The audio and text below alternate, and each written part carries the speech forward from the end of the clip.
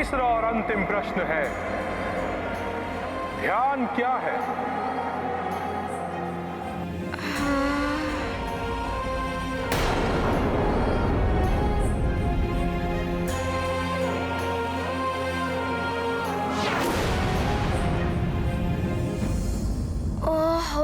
उत्तर तो समझ में ही नहीं आ रहा है, और ऊपर से ये द्वार, यदि ये खुल गया तो मुझे धुएं में परिवर्तित करके न जाने कहाँ उड़ा देगा। मन को एकाग्र करना होगा। शीघ्र बताओ बालक, ध्यान क्या है?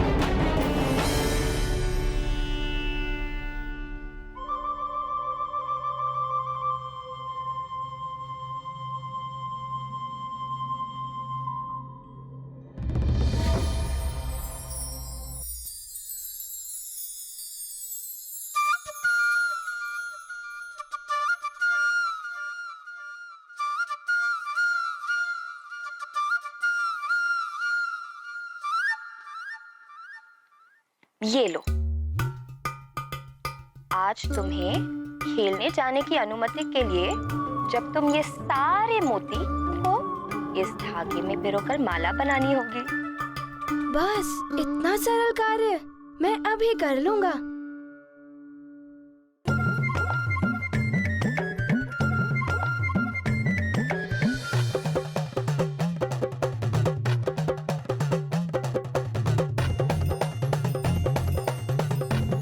ये लीजिए माँ, मैंने पिरो दिया।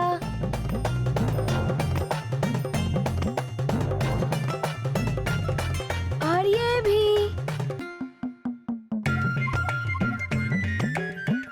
और ये। शीघ्र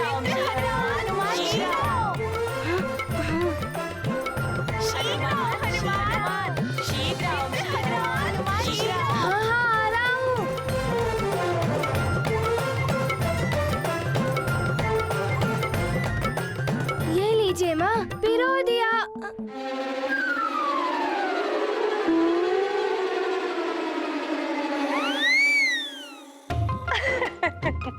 ये तो उधर ही लुढ़क गए।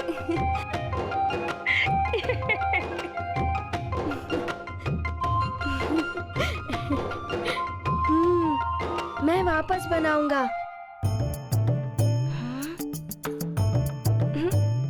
ओहो,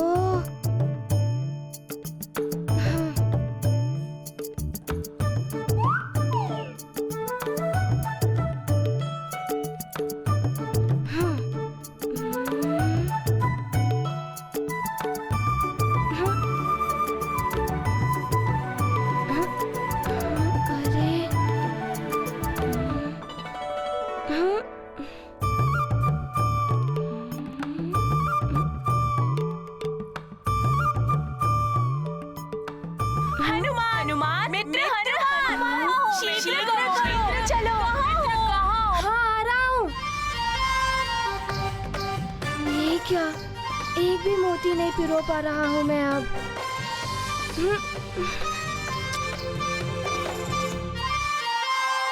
अब बस हो गया माँ, ये लीजिए, अब मुझे जाने दीजिए। मेरे मित्र मेरी प्रतीक्षा कर रहे होंगे। पहले ये छोटा सा कार्य पूरा करके दिखाओ। नहीं माँ, अब मुझसे नहीं होगा, मुझे बहुत विलंब हो रहा है। पुत्र हनुमान, सारे कार्य बल और स्फूर्ति से नहीं होते।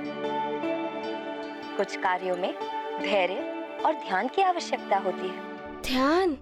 ये ध्यान क्या होता है माँ? ध्यान एकाग्रता की चरम सीमा होती है। जब तुम सारी ओर से अपना मन हटाकर धागे और मनकों के छिद्र में अपना सारा ध्यान केंद्रित कर दोगे, तब तुम इस माला को पिरोने में अवश्य सफल हो जाओगे। अच्छा, तो इसे कहते हैं ध्यान। हाँ पुत्र, एकाग्रता के बिना कोई कार्य पूर्ण नहीं। ऋषि मुनि भी एकाग्र होकर ध्यान लगाते हैं, तभी वे भी अपनी साधना में सफल हो पाते हैं। ये गाथा महाबली हनुमत की, रुचिकर लीला राम भगत की जय जय जय रघुनंदन राम जय जय जय महाबली हनुमान। घन संकट में है जीवन हनुमत करते माँ का चिंतन। सहजता से पाठ सिखाया ध्यान का सच्चा अर्थ बताया। लगता है इस प्रश्न का उत्तर तुम्हारे पास नहीं है बालक हनुमान। उत्तम, अति उत्तम। सद्बुद्धि से जीती चुनौती माँ वचनों की अद्भुत शक्ति। शिथिल पड़ गया धूम्र कवार खुला स्वर्ग का अंतिम द्वार। ये गाथा महाबली हनुमत की रुचिकर लीला राम भगत की जय जय जय रघुनंदन राम जय जय जय महाबली हनुमान जय जय जय रघुनंदन राम जय जय। अरे वाह, ये तो सचमुच स्वप्न लोक जैसा लग रहा है।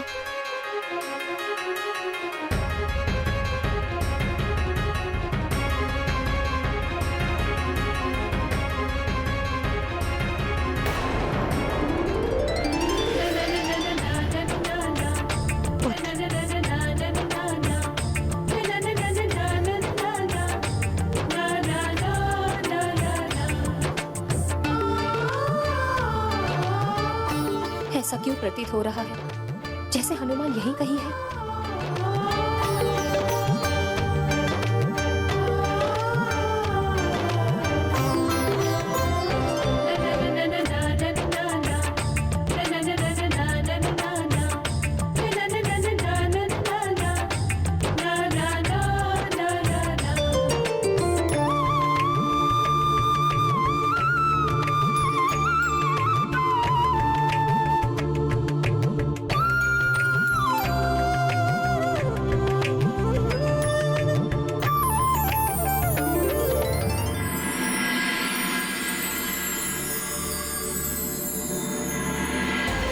भ्रम है मेरा, सदैव उसी के ध्यान में खोई रहती हूँ ना।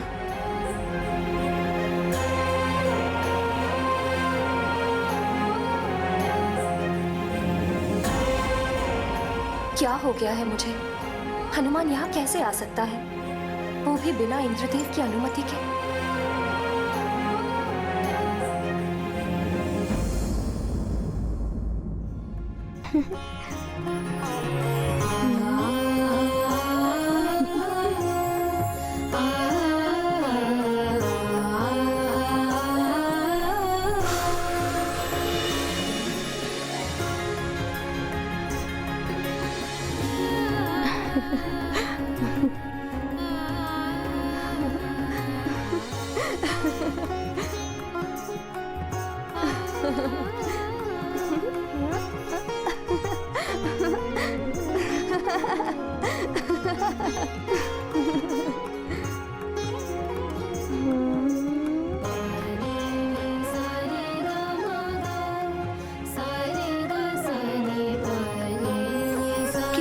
सुंदर है, कितनी सुंदर सुंदर तितलियां और इंद्रधनुष भी।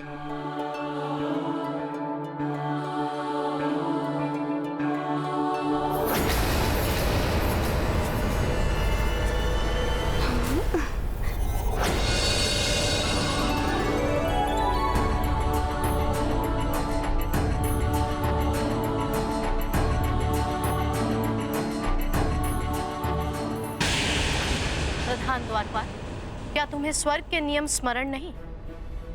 देवराज इंद्र की अनुपस्थिति में बिना आमंत्रण किसी भी प्राणी को स्वर्ग में आने की अनुमति नहीं दी जा सकती। भले ही उसने सारे प्रश्नों के उत्तर उचित दिए, वहीं रोको उसे। देवराज के लौटने तक वो स्वर्ग लोक में नहीं आना चाहिए।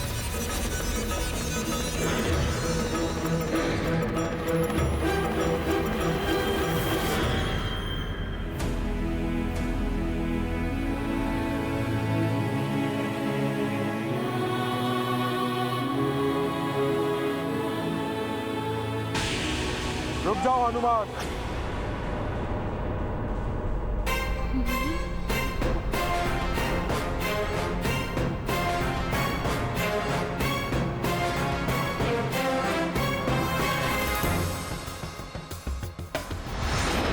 अभी भी तुम्हें स्वर्ग में आने की अनुमति नहीं दी जा सकती।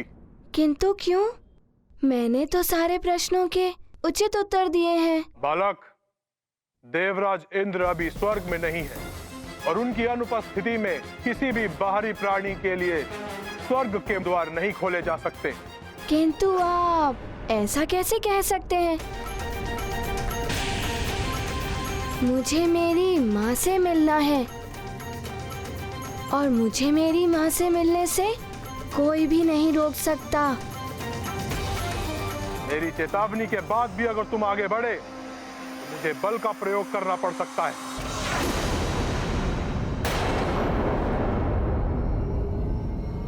हमें तुम प्रहार करने पर विवश कर रहे हो हनुमान।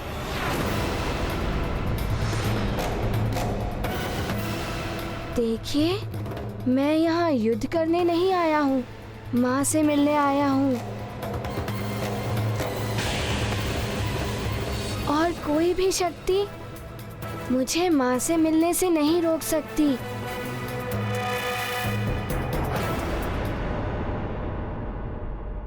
रुक जाओ।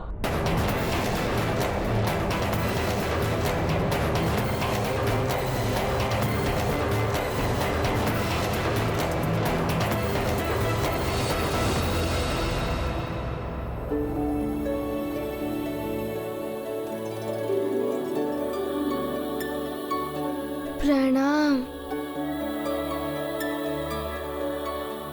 द्वारपाल, इस महान बालक ने देवों के लिए बड़े बड़े कार्य किए।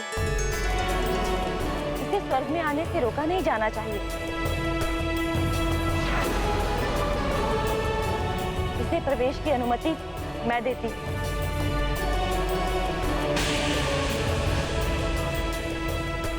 हनुमान, आओ पुत्र, स्वर्ग में तुम्हारा स्वागत है। धन्यवाद।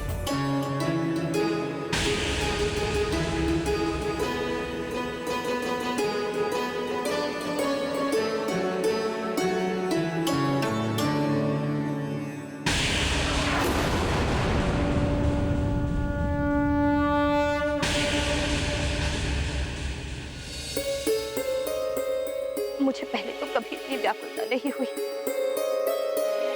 न जाने क्यों कुछ तो है जो बार बार मुझे हनुमान की ओर खींच रहा। मेरे नेत्र उसकी एक झलक देखने के लिए तरस रहे।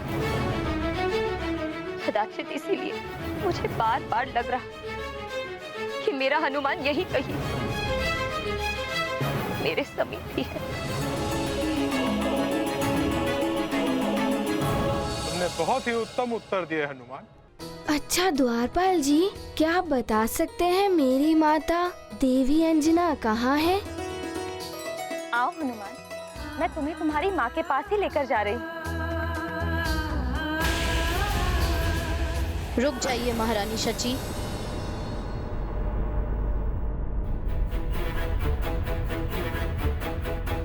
क्षमा करें। स्वर्ग के नियमों के अनुसार अप्सराओं को अपने सारे संबंध तोड़ मात्र अप्सरा धर्म का पालन करना होता है। यदि हनुमान अपनी माता से मिलेगा तो यह नियमों का उल्लंघन होगा महारानी। उर्वशी, हनुमान कोई साधारण बालक नहीं है। इसने अनेकों ऐसे कार्य किए हैं जो देवता भी नहीं कर पा रहे थे। इसलिए इसे इसकी माता से मिलने से रोका नहीं जा सकता।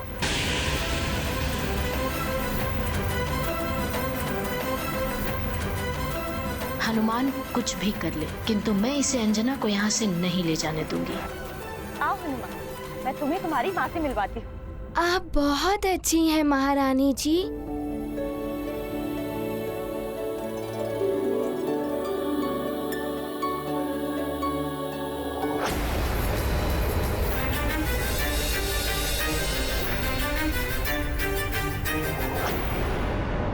महारानी, अप्सरा धाम की प्रमुख मैं, इसलिए यदि हनुमान को अंजना से मिलवाना ही है तो ये कार्य आप मुझे सौंप। मैं ले जाऊंगी हनुमान को अंजना के।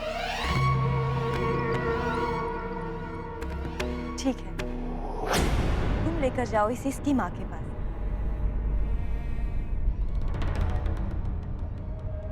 चलो हनुमान।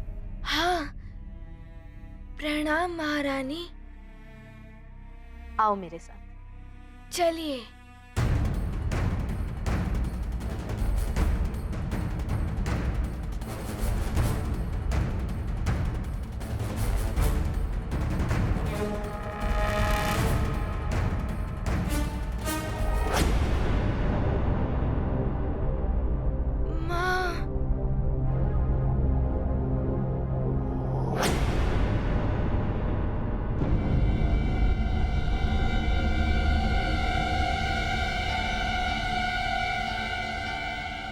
क्या माँ यहाँ भी है, वहाँ भी है और यहाँ पर भी। ये क्या है उर्वशी? तुम तो हनुमान को उसकी माँ से मिलवाने लाई थी ना? माँ से ही तो मिलवा रही हूँ महारानी। हनुमान की परीक्षा ले रही हो? इसका तुम्हें कोई अधिकार नहीं है। मैं प्रधान अप्सरा हूँ महारानी। यदि किसी को भी किसी अप्सरा से मिलना है तो उसे परीक्षा तो देनी ही होगी ना, अन्यथा तो कोई भी किसी अप्सरा से मिलने चला आएगा। हनुमान, ठीक से दर्शन कर लो अपनी माँ के, और यदि तुमने इनमें से अपनी वास्तविक माता को पहचान लिया तभी तुम्हें अपनी माँ से मिलने का अवसर मिलेगा, अन्यथा तुम्हें यहाँ से वापस जाना पड़ेगा। बोलो, स्वीकार है तुम्हें? मुझे तो वैसे भी हर क्षण हर ओर मेरी माँ ही दिखाई देती है। मैं अवश्य पहचान लूंगा उन्हें। ठीक, पहचान लो। यदि तुमने अपनी माँ को पहचानने में भूल की तो यह सिद्ध हो जाएगा कि तुम्हारा मातृ प्रेम मिथ्या है और तुम्हें अपनी माता की कोई आवश्यकता नहीं।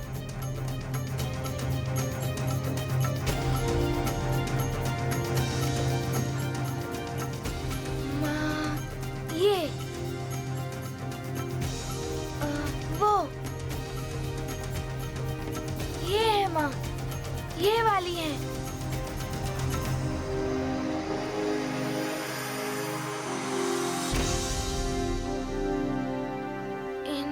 सब मेरी माँ के ही स्वरूप में है। अब कौन सी मेरी माँ है?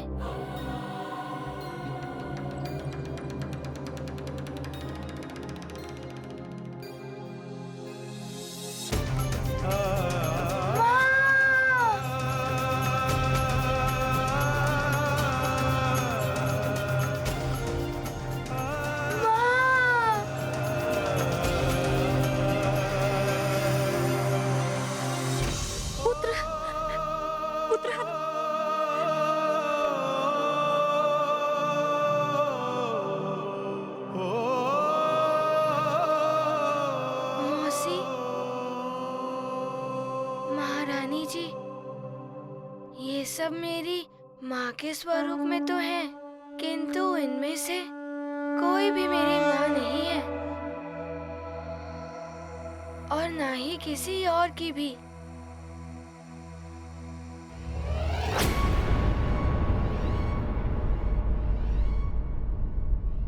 ये तुम कैसे कह सकते हो कि इनमें से कोई तुम्हारी माता नहीं? माँ होती हैं। अपने पुत्र की करुण पुकार पर माँ एक पल भी नहीं रुक सकती हैं। वो तड़प उठती मुझे हृदय से लगाने के लिए। मेरे इतने पुकारने पर वो यहाँ से इतने दूर चुपचाप खड़ी नहीं रहती। किंतु तुम ऐसा कैसे कह सकते हो? ये किसी और की भी माता नहीं? माँ किसी की भी हो, माँ होती हैं। उनका हृदय कोमल होता है। जिस प्रकार मुझे सब स्त्रियों में माँ की ही छवि दिखाई देती है, उसी प्रकार माँ होती है। पुत्र की करुण पुकार पड़ने पर वो द्रवित हो जाती हैं। किंतु इनमें से किसी का मन द्रवित होना तो दूर, कोई हलचल भी नहीं हो रही है। ये तो भाव शून्य ही रही, और माँ कभी भाव शून्य नहीं हो सकती।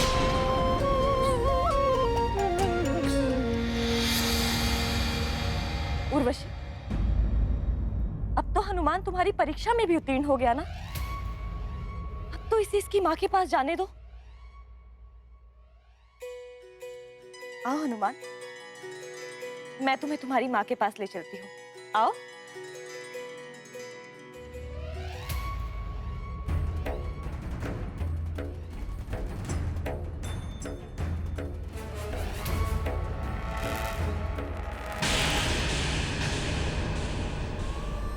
ये पदचलन की ध्वनि क्या मेरे पुत्र की है?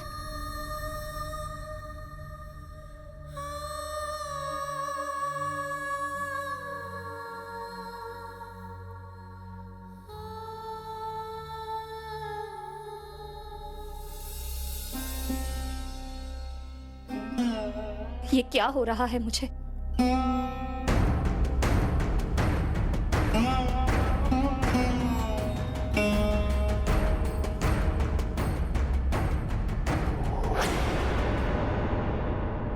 सेविका, मुझे ऐसा क्यों प्रतीत हो रहा है जैसे मेरा पुत्र हनुमान मेरे समीप ही कहीं है।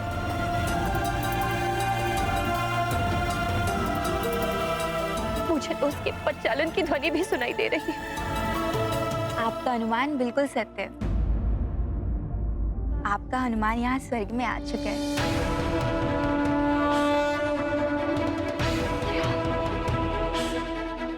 मेरा पुत्र यहाँ स्वर्ग में?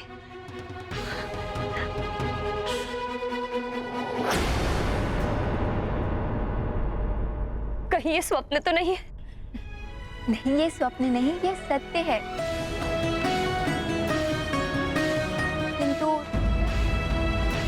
किंतु किंतु क्या? किंतु ऐसा लग रहा है कि उर्वशी उसे आपसे मिलने ही नहीं देंगी। माँ और पुत्र के मिलन को कोई नहीं रोक सकता।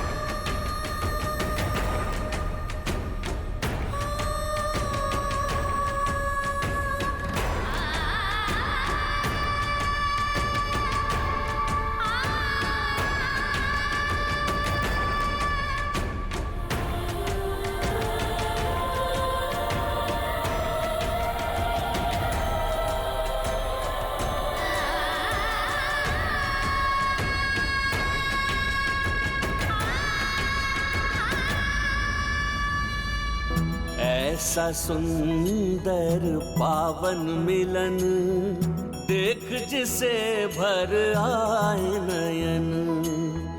मिले हनुमत को माँ के दर्शन, भावुक हो गए केसरी नंदन। माता का भी मन भर आया, पुत्र को अपने हृदय लगाया। मातृ हृदय है प्रेम सागर, हर्षित है हनुमत उसे पाकर। गाथा महाबली हनुमत की, रुचिकर लीला राम भगत की। जय जय जय रघुनंदन राम, जय जय जय महाबली हनुमान।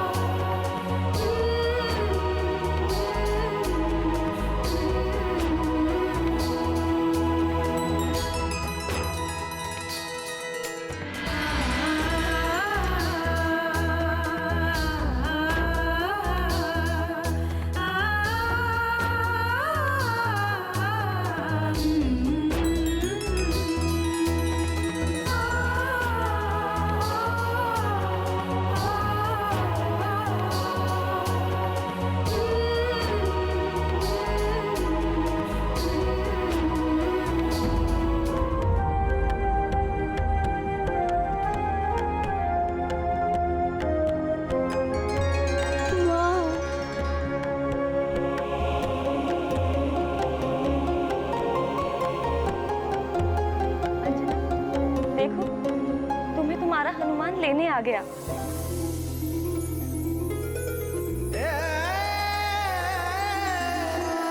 हनुमान, मेरे पुत्र, कैसे हो तुम? तुम्हें बिना बताए नहीं आना चाहती, पर बता नहीं पाती।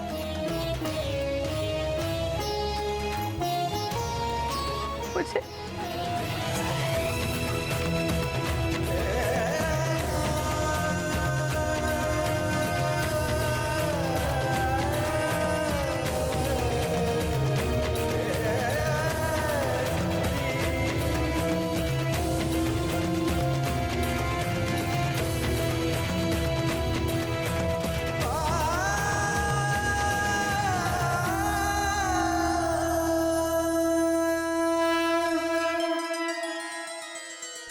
माँ, आप ऐसा मत कहिए।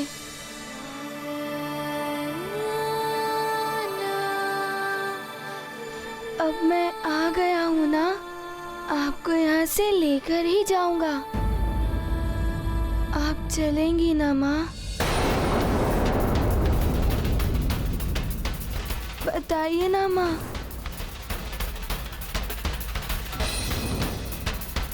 अंजना, तुम्हें ले जाने के लिए हनुमान यहाँ तक आ गया है। अब तुम प्रसन्नता पूर्वक इसके साथ चली जाओ।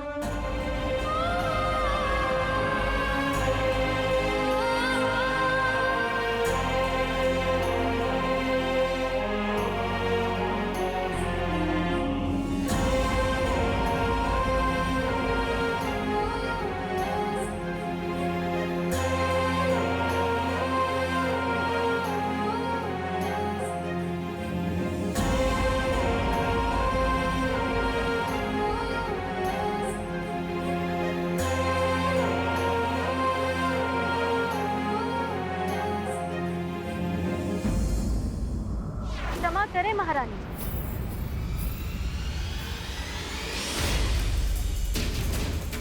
किंतु अंजना यहाँ से ऐसे वापस नहीं जा सकती। ये स्वर्ग के नियमों का उल्लंघन होगा। मैं प्रधान अप्सरा उर्वशी स्वर्ग के नियमों के विरुद्ध जाकर अंजना को यहाँ से जाने की अनुमति तो नहीं दे सकती।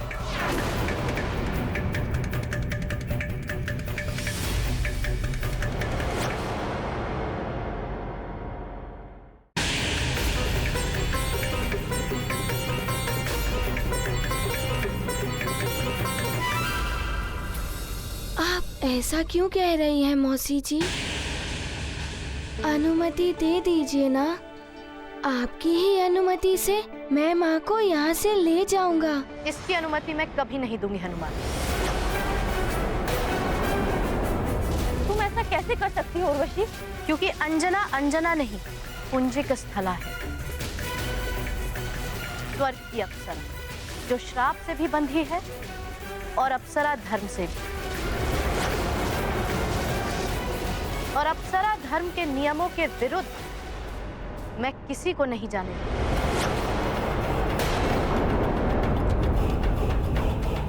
देवराज के अतिरिक्त ये अनुमति कोई नहीं दे सकता।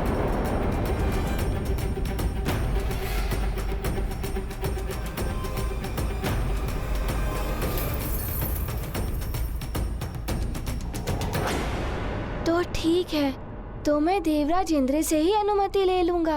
वे इस समय स्वर्ग लोक से बाहर गए हैं। कोई बात नहीं, मैं उनकी प्रतीक्षा कर लूंगा। जब वो वापस लौट कर आएंगे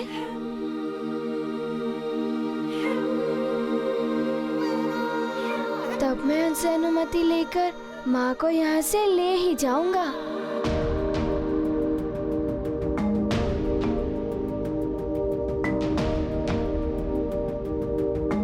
और तब तक मैं माँ के साथ ही रहूंगा।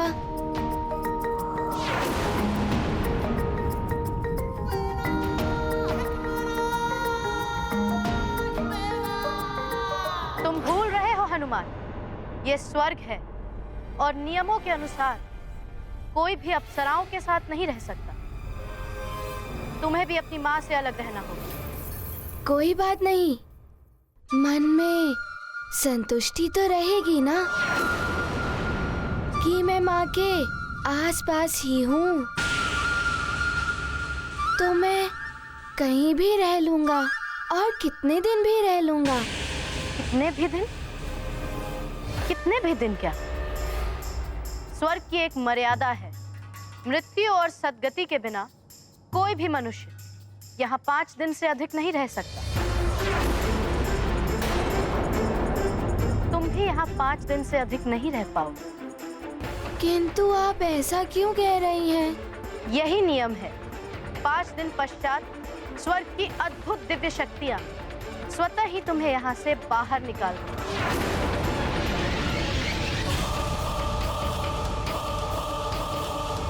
फिर चाह कर भी तुम स्वर्ग में प्रवेश नहीं कर पाओगे।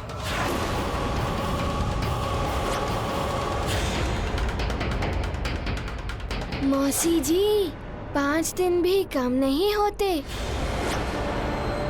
मैं इन 5 दिनों में देवराज से अनुमति लेकर माँ को अपने साथ लेकर अवश्य जाऊंगा।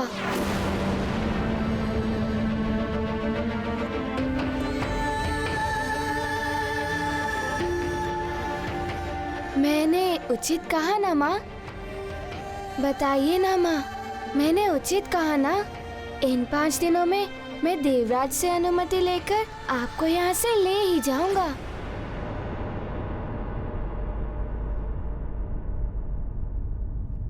लौट जाओ हनुमान।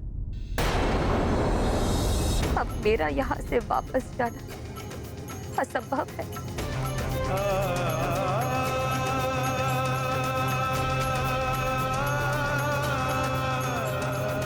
आप ऐसा क्यों कह रही हैं माँ? यदि आप नहीं जाएंगी तो मैं यहीं रह जाऊंगा आपके साथ।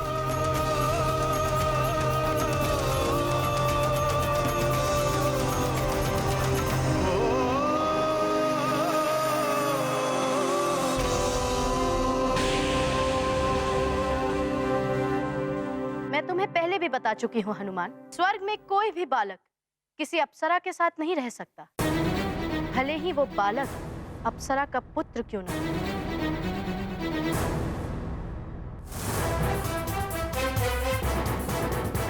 उर्वशी, देवराज यहाँ नहीं है, इसका अर्थ ये नहीं कि तुम किसी के बारे में कोई भी निर्णय सुनाने लगोगी। मैं कोई निर्णय नहीं सुना रही महारानी जी, स्वर्ग के नियमों को बता रही हूँ। और स्वर्ग के नियमों का पालन करना अति आवश्यक है।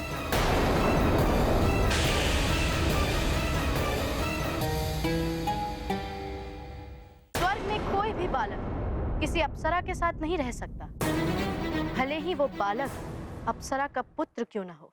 उर्वशी, देवराज यहाँ नहीं है, इसका अर्थ ये नहीं कि तुम किसी के बारे में कोई भी निर्णय सुनाने लगोगी।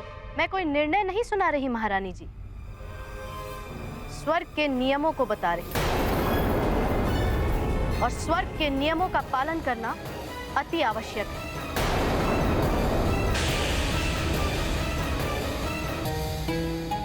ये बालक बिना आमंत्रण स्वर्गलोक में आया है। यदि ये यहाँ रहेगा तो पुंजिक स्थला के साथ नहीं, अतिथि गृह में इसके रहने की व्यवस्था की जाएगी।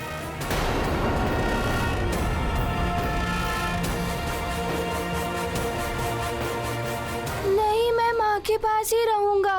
माँ, मैं आपको छोड़कर नहीं जा सकता, मैं आपके बिना नहीं रह सकता। माँ, माँ, आप मौसी जी से कहिए ना, मैं आपके बिना नहीं रह सकता। हट मत करो पुत्र, तुम माँ के साथ नहीं रह सकते। नहीं, मैं आपके साथ ही रहूंगा।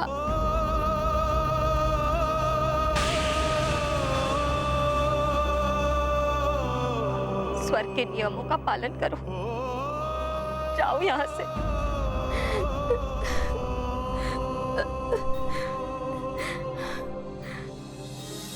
चलो मेरे साथ।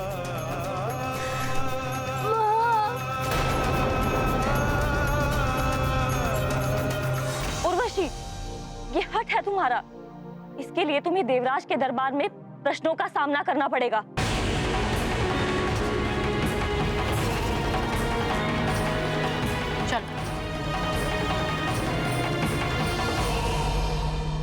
हनुमान, माँ,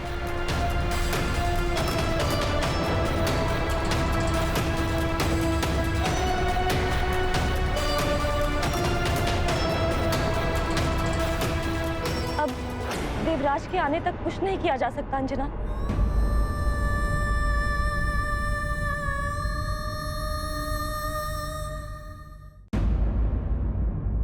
नारायण नारायण। प्रणाम देवर्षि। कल्याण। क्या बात, आज आप बड़े प्रसन्न दिखाई दे रहे हैं। देवराज इंद्र स्वर्गलोक में आपकी कोई प्रतीक्षा कर रहा है। आप शीघ्र ही स्वर्गलोक पहुंचिए। स्वर्गलोक में प्रतिपल लोग मेरी प्रतीक्षा करते ही रहते हैं। यदि इस बार भी कोई प्रतीक्षा कर रहा है तो इसमें नवीन क्या है। स्वर्गलोक में जो आपकी प्रतीक्षा कर रहा है, यदि आप उसके वास्तविक रूप को पहचान लेंगे तो आपका जीवन सफल हो जाएगा।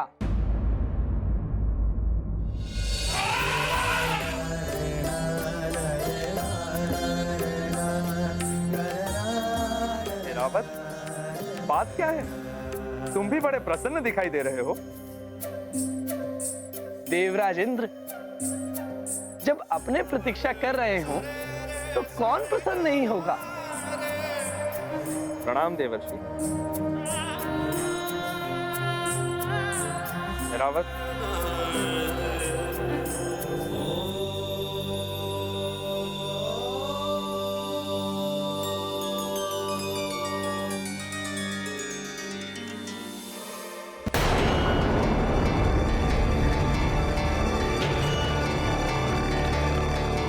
आज से अगले 5 दिनों तक तुम्हें यही रहना है।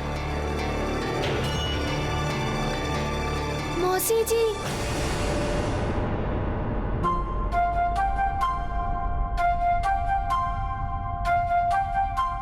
मुझे माँ के पास जाने दीजिए ना मौसी जी। आप कैसे एक पुत्र और माँ को दूर कर सकती हैं मौसी जी? पहली बात, मैं तुम्हारी मौसी नहीं,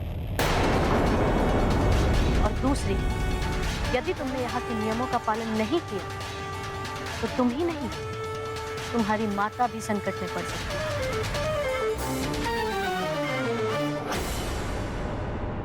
अच्छा, तो ठीक है, आप मुझे इतना ही बता दीजिए कि देवराज कब लौटेंगे। मैं उनसे अनुमति लेकर शीघ्र ही सुमेरु लौट जाऊंगा। वहाँ सब मेरी प्रतीक्षा कर रहे होंगे। तो तुम अभी ही चले इसी क्षण वापस लौट जाओ, क्योंकि 5 दिन पश्चात तो तुम्हें जाना ही पड़ेगा।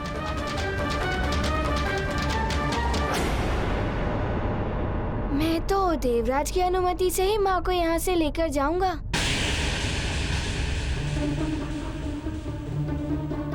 मुझे तुमसे सहानुभूति है बालक, किंतु इस बात का ज्ञात है कि देवराज अंजना को यहाँ से जाने की अनुमति कभी नहीं देगा,